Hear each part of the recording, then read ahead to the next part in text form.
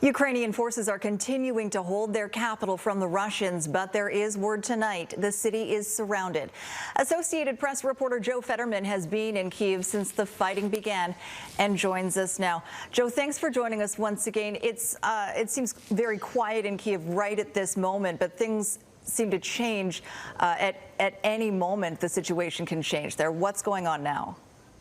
Yes, I'm in the heart of Kyiv, central part of the city near the main square, and it is not only quiet, it is eerily quiet.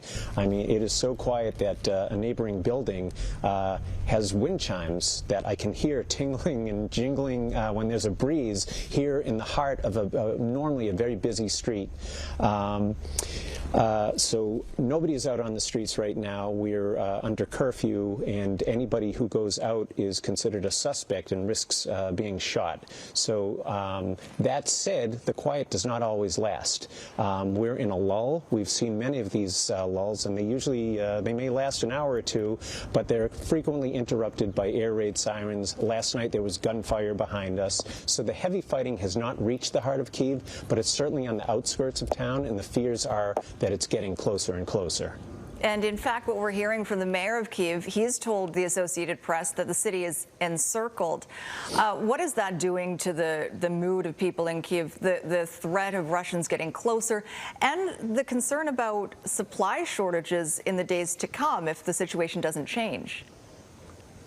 Yeah, the mayor gave us a mixed message. On one hand, spirits remain high. I think people are encouraged by the leader, the President Zelenskyy, standing up for his people, remaining defiant. I think they're encouraged by signs that the Ukrainian military is performing well and inflicting heavy damage on the invading Russian forces. But at the same time, he says the city is surrounded. He says it's too dangerous for people to leave right now, and he's worried.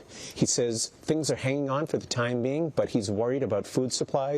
He's worried about medicine, and he's worried about the city eventually being strangled by the Russian forces. Now, Joe, talks are scheduled for tomorrow between the two sides. What's the reaction from people in Kyiv to that news? Is it optimism or is it skepticism?